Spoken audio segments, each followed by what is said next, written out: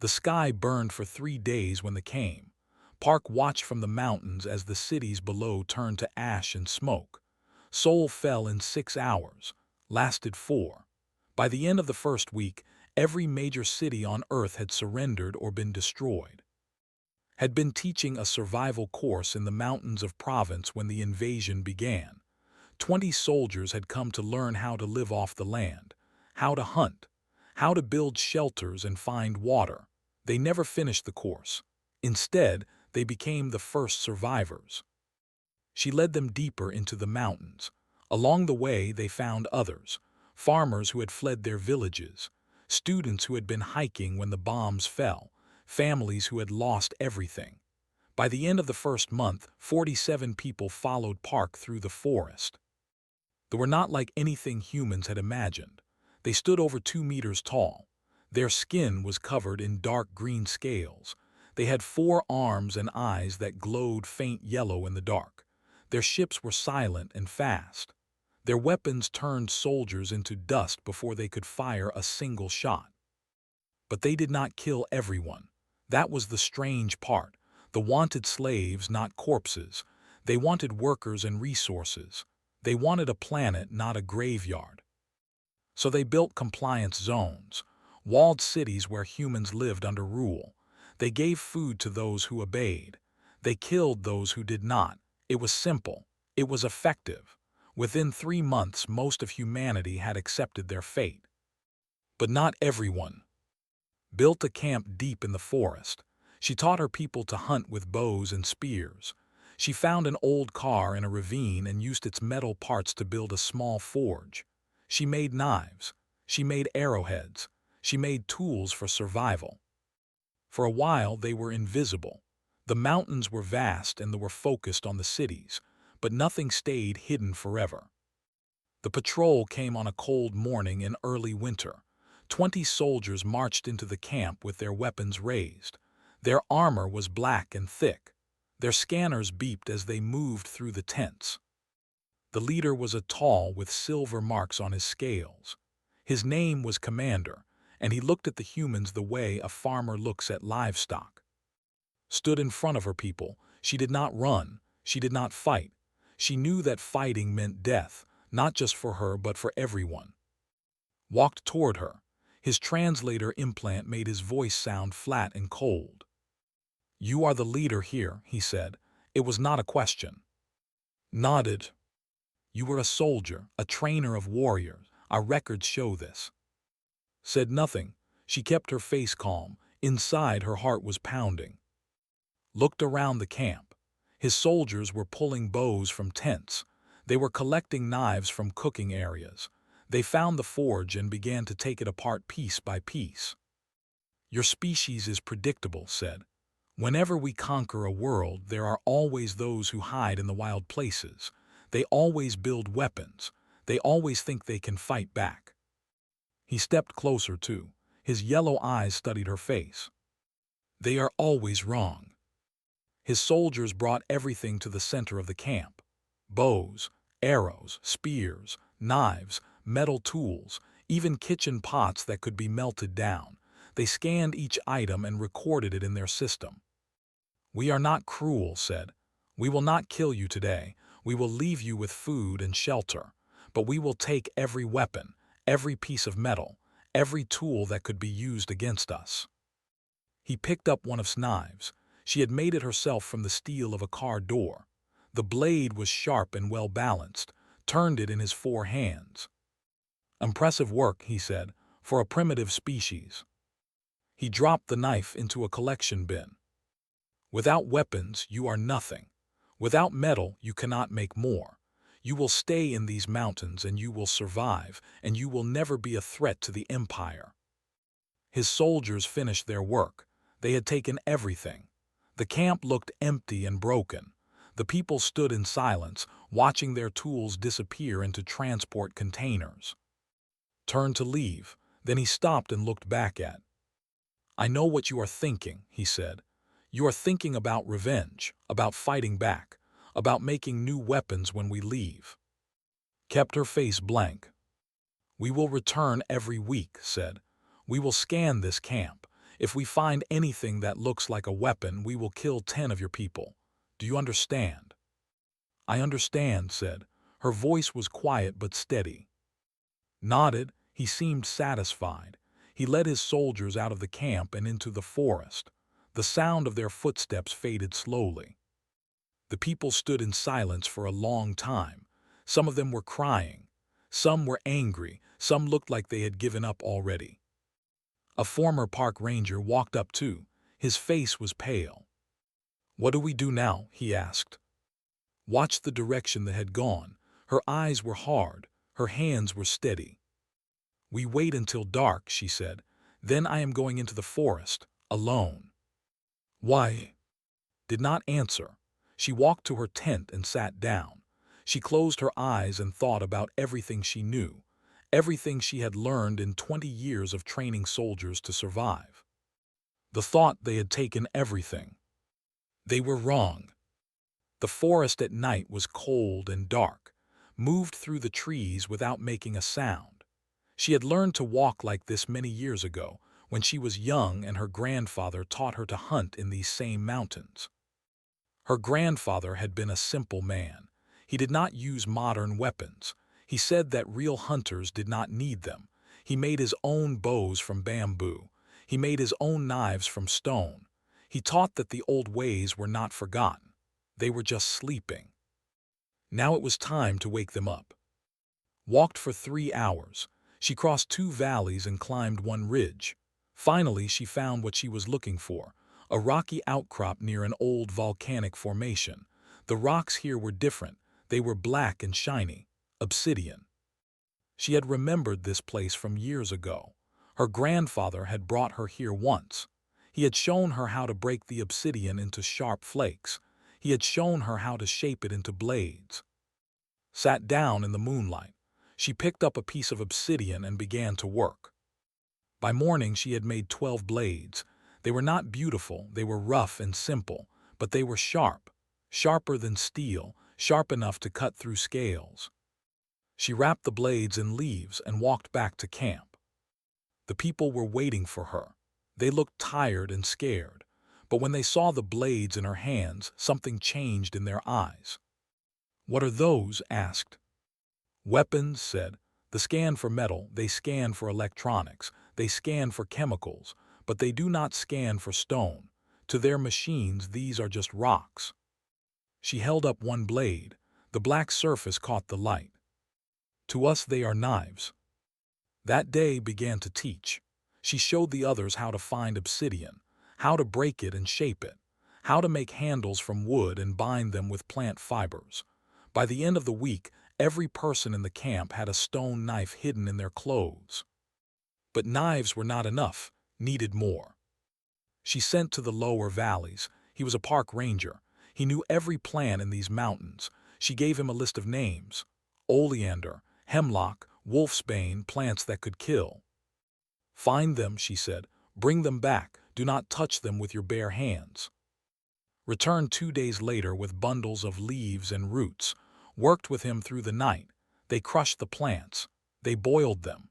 They made a thick paste that smelled like death. "They have medicine for many poisons," said, "but not for these. Their computers have no data on earth plants. They do not know what will kill them." She dipped an arrowhead into the paste. It dried dark and sticky. "Now they will learn." Lee was a young man. Before the invasion, he had been an engineering student in Seoul. He was good with his hands. He understood how things worked. Brought him a pile of bamboo and wood. "I need bows," she said. "Strong ones, strong enough to punch through armor. And I need traps, triggers, and springs. Mechanisms that work without metal or electricity." Looked at the materials. He was quiet for a long time. "I can do it," he said finally, "but it will take time." "We have time," said. "They think we are broken. They think we are waiting to die. Let them think that." Worked for 2 weeks. He failed many times. His first bows were too weak. His first traps did not work, but he kept trying, he kept learning. Finally, he made a bow that satisfied. It was made from laminated bamboo, bent and shaped and treated with plant oils. The draw weight was heavy.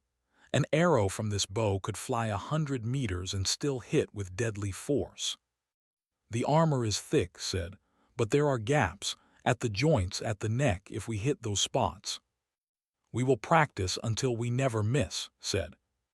She found sitting alone by the river, had been an archer before the invasion, not a hunter, an athlete. She had competed in the Olympics and won a bronze medal.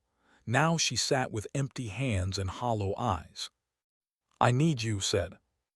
Looked up, for what? The bows are gone, the arrows are gone, everything is gone.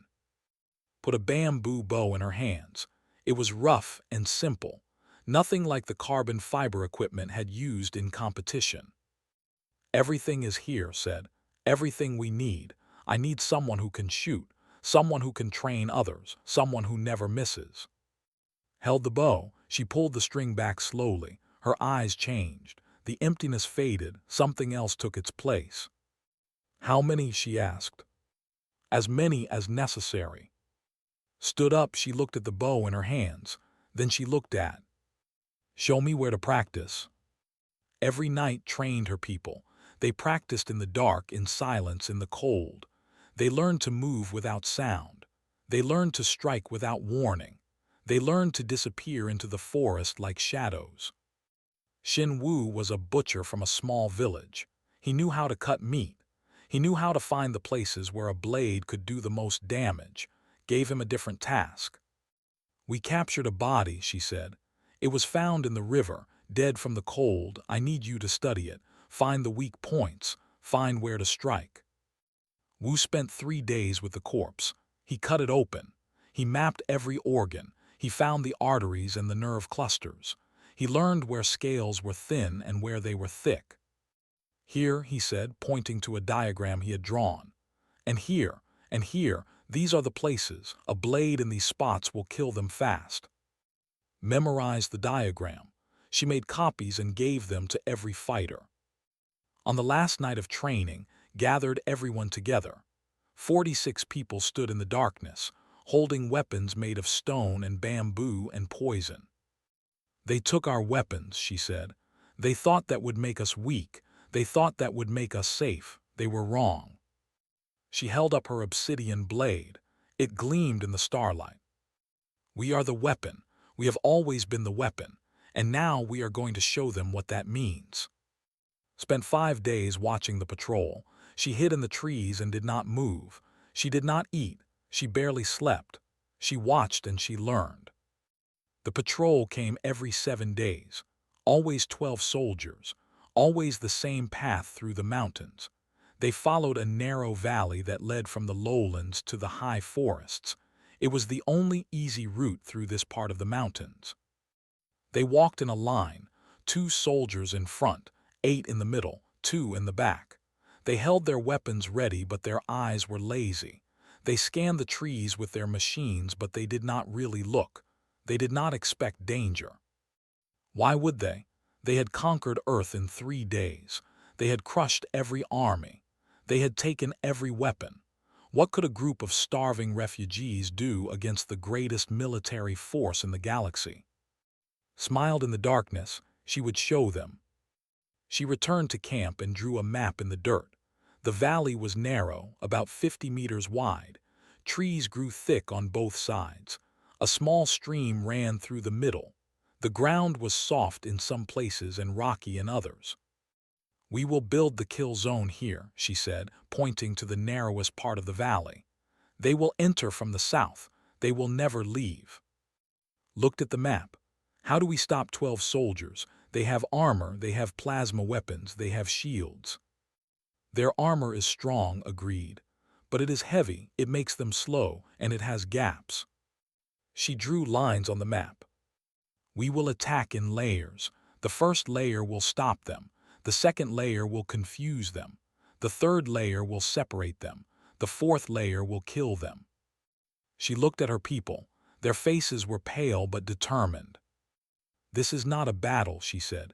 This is a hunt. We are not soldiers, we are hunters, and they are the prey. They worked for 2 weeks.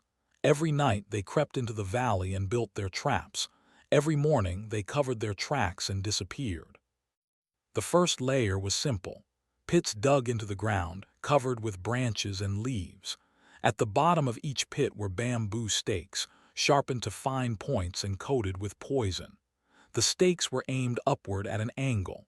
They would punch through the gaps in the armor at the legs and waist. Design the triggers. A thin rope stretched across the path, hidden in the grass. When a soldier stepped on it, the ground would give way. The soldier would fall. The stakes would do the rest. They dug 12 pits, one for each soldier. The second layer was more complex. Logs hung from trees with rope, balanced carefully so they would swing when released. Blades made of obsidian were attached to the front, aimed at neck height. Other ropes were tied to branches that would snap back and release clouds of powder made from dried poison plants. "They will fire their weapons," said. "They will shoot at the trees. They will try to find us. The smoke and powder will blind them. The swinging logs will make them duck and scatter." The third layer was designed to separate the soldiers. More rope traps that would grab their legs and pull them off their feet. Snares that would lift them into the air. Nets that would tangle their forearms. "Alone they are weak," explained. "Together they are strong. We must break them apart." The fourth layer was the hunters themselves. Practiced every day until her fingers bled. She learned the new bow. She learned how far the bamboo arrows would fly. She learned how they curved in the wind. She found a spot high in the trees where she could see the entire valley. From there, she could hit any target within range. "I will take the officers first," she said. "Then anyone who tries to use a communicator. Then anyone who tries to run." Nodded. "You will have 3 seconds between each shot. After that, they will find your position. You must move fast." Smiled for the first time since the invasion. "They will not find me." The other fighters trained with stone knives and wooden spears. They learned to drop from trees onto backs. They learned to strike at the weak points Shin Wu had mapped. They learned to kill quickly and silently. Divided them into groups of 4. Each group had a position in the valley. Each group knew exactly when to attack and when to retreat. "Do not be brave," she told them. "Be smart. Strike and disappear. Let the traps do most of the work. Only attack when a soldier is alone and wounded." The night before the ambush, walked through the valley one last time. She checked every trap. She tested every trigger. She made sure everything was perfect. Found her sitting by the stream. "Are you ready?" he asked. Picked up a small stone from the water. She turned it over in her fingers. "My grandfather used to tell me stories," she said. "About the old days, before guns, before steel. He said that humans survived because we were clever, because we could think and plan and wait. We were never the strongest animals in the forest, but we were the—" She stood up and put the stone in her pocket. "They have conquered 1,000 worlds. They have never met a species like us. They think we are weak because we do not have their technology. They do not understand that technology is just a tool, and we are very good at making tools." She looked up at the stars. Somewhere up there, ships circled the planet. Commanders planned the future of Earth. They thought they had won. "Tomorrow," said quietly, "tomorrow we teach them what humans can do." She walked back to camp. Behind her, the valley waited in darkness. The traps were set. The hunters were ready. They would come at dawn. They would not leave. The sun rose slowly over the mountains. Mist hung in the valley like a white blanket. The forest was quiet. Even the birds were silent.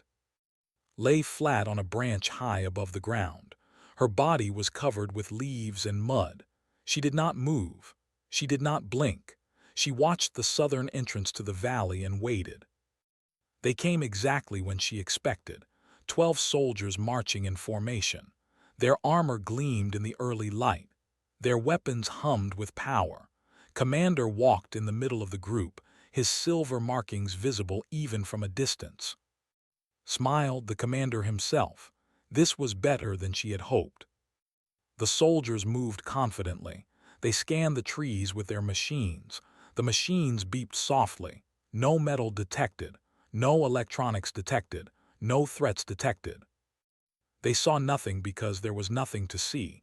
Only wood, only stone, only plants, only things their technology had decided were not dangerous. The first soldier stepped on the hidden trigger. The ground collapsed beneath him. He fell screaming into the pit below. The bamboo stakes punched through the gaps in his armor at the thighs and waist. The poison went to work immediately. His screams turned to choking sounds, then stopped. The other soldiers froze. For 1 second they did not understand what had happened. They had never seen a trap like this. Their training did not include enemies who used sharpened sticks. That second was all needed. She gave the signal, a bird call short and sharp. The second layer activated. Logs swung down from the trees, their obsidian blades slicing through the air. 2 soldiers were hit before they could react. One lost an arm. The other took a blade to the neck and fell without a sound. Clouds of poison powder exploded from hidden containers. The air turned thick and white. The soldiers coughed and stumbled. Their helmet filters protected them from most toxins, but not from these. Their eyes burned. Their lungs seized. Commander shouted orders. His soldiers raised their weapons and fired into the trees. Plasma bolts tore through branches and set leaves on fire, but there was nothing to hit. The humans were not in the trees. They were under the ground. They were behind rocks. They were nowhere the plasma bolts could reach. 2 more soldiers fell into pits. Their screams echoed through the valley. Tried to organize his troops, form up back to back, watch the ground. But his soldiers were panicking. They could not see. They could not breathe. They did not know where the enemy was. Their scanners showed nothing. Their training had not prepared them for this. Then the arrows came. Fired from her hidden position in the trees. Her first arrow went through the gap between a soldier's helmet and chest plate. He dropped instantly. Her second arrow hit another soldier in the armpit where the armor was thin. The poison did the rest. She moved immediately. By the time the remaining soldiers turned to fire at her position, she was already gone. Their plasma bolts hit empty branches. Had 7 soldiers left, then 6, then 5. The snares activated. Ropes grabbed at legs. Nets fell from above. The soldiers cut themselves free, but it cost them precious seconds. Seconds in which more arrows found gaps in armor. Seconds in which more poison entered blood. One soldier tried to run. He made it 3 steps before a rope caught his ankle and pulled him off his feet. Before he could stand, 3 humans dropped from the trees. Their stone knives found the weak points Shin Wu had mapped. The soldier died quickly. Was alone. His second-in-command lay dying beside him, clutching at a wound that would not stop bleeding. That was useless. It did not recognize the poison. It did not know how to help. The commander stood in the center of the valley, surrounded by death. His armor was scratched and stained. His weapon was hot from firing at shadows. His soldiers were gone. The forest went quiet again. Then stepped out of the trees. She was not holding a weapon. Her hands were empty. She walked slowly toward, her eyes never leaving his face. "You should not be here," said. His voice was steady, but his 4 hands shook slightly. "You should be hiding, waiting, hopping we do not find you." "I was never good at hiding," said. Raised his plasma rifle. "You cannot win. Even if you kill me, more will come. Hundreds, thousands, you will all die." "Perhaps," said. She stopped walking. She was 5 meters away from him now. "But today, you are the one who dies." Aimed at her chest, his finger moved toward the trigger.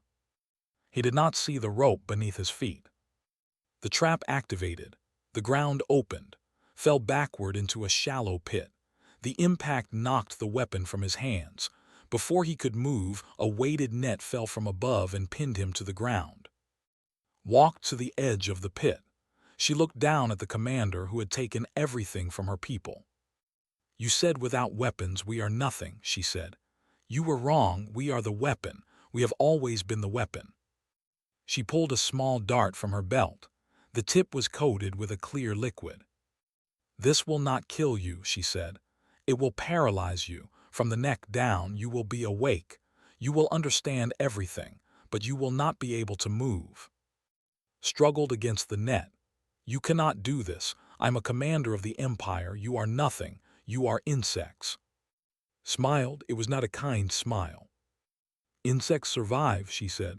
Empires fall. She threw the dart. It hit in the neck in the small gap between his helmet and armor. His body went stiff. His eyes went wide. Then he lay still. Turned to her people. They emerged from the forest like ghosts, dirty and tired but alive, all of them alive. Collect the wounded, she said. Treat their injuries. We are sending them back. Frowned Beck. Why not kill them all? Looked at the bodies scattered through the valley. At the commander lying frozen in his pit. Because dead soldiers are forgotten. Living soldiers who were beaten by sticks and stones. They will be remembered. They will be feared. She picked up his weapon. She examined it for a moment, then tossed it aside. Let them go home. Let them tell their masters what happened here. Let them explain how 12 warriors were destroyed by humans with rocks. She smiled again. Fear is a weapon too. The regional command base was a massive structure built on the ruins of what had once been a military airport. Ships landed and departed constantly. Soldiers marched in perfect formations. Machines hummed with alien power. Commander Prime stood on the observation deck and watched the morning arrive. She had commanded this region for 3 months. She had crushed every resistance. She had established perfect order. Her superiors called her a model of efficiency. Then the transport arrived. The vehicle came from the mountains. It was not a transport.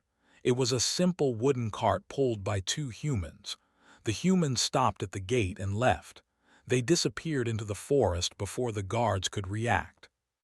Prime went to see what they had delivered. 12 bodies lay in the cart, arranged in a neat row. 12 soldiers, her soldiers. Their armor was removed. Their wounds were cleaned and bandaged with strange plants. They were not dead. They were alive. Commander was at the front. His eyes were open. They moved from side to side, watching everything. But his body did not move, not even a finger. He was frozen like a statue. The medical teams arrived quickly. They scanned the soldiers. They analyzed the compounds in their blood. They found chemicals they had never seen before, poisons from earth plants that were not in any database. We can help them, the lead doctor said, but it will take time, weeks, maybe months. The paralysis will wear off eventually. Prime leaned close to. She looked into his eyes. What happened? She asked. Who did this to you? Could not speak, but she saw the answer in his eyes. She saw fear, real fear, the kind she had never seen in an officer before. One of the guards called out, Commander, there is something else. Beside the bodies was a single object, a blade made of black stone, polished until it reflected like a mirror. Something was carved into its surface, words in perfect script. Prime picked up the blade. She read the message. You took our weapons. You did not take our will. Leave this mountain. Leave this planet. Or we will teach you what humanity learned to do long before we learned to forge steel. We will hunt you. We will outlast you. And when your technology fails and your supplies run out and your soldiers fear the shadows between the trees, we will be waiting. She read it 3 times. Then she looked at the blade itself. The edge was sharper than any metal. The craftsmanship was precise and skilled. This was not the work of primitives. This was the work of masters. She thought about the reports from other conquered worlds. On some planets, resistance had lasted for years. Small groups hiding in jungles and mountains, striking when least expected. The Empire had always crushed them eventually, but it had cost time and resources. She had thought Earth would be different. The humans had surrendered so quickly. Their technology was so primitive. They had seemed so weak. Now she was not so sure. She sent a message to the High Command. She requested reinforcements, more soldiers, more scanners, more weapons. She did not tell them why. She did not know how to explain that 12 of her best soldiers had been destroyed by sticks and stones. Back in the mountains, sat by a fire and sharpened a new obsidian blade. Around her, her people worked and trained and prepared. They were no longer afraid. They had seen what they could do. They believed now. A young girl sat beside her. Her name was Jinnah. She was 15 years old. Her family had died in the bombing of Seoul. She had wandered alone in the forest for weeks before found her. Now she was learning to make weapons. "Teach me," she had said on her first day. "Teach me everything." Showed her how to hold the stone, how to strike it at the right angle, how to shape the edge without breaking it. "It takes patience," said. "The stone does not forgive mistakes. You must be careful, you must be focused. You must let the blade tell you what it wants to become." Jinnah worked in silence. Her first attempts were clumsy, her blades cracked and shattered, but she did not give up. She kept trying. By the end of the week, she made her first knife. It was rough and uneven, but the edge was sharp. She held it up to the light with pride in her eyes. "They think this is over," said. "They think they have seen what we can do." She looked at Jinnah, at the knife in her hands, at the determination in her young face. "They have not seen anything yet." Word spread through the mountains. Other survivors heard what had happened in the valley. They came to find. They came to learn. By the end of the month, her camp had grown from 47 to over 100. She taught them all, the old ways, the patient ways, how to make weapons from stone, how to make poison from plants, how to become invisible in the forest.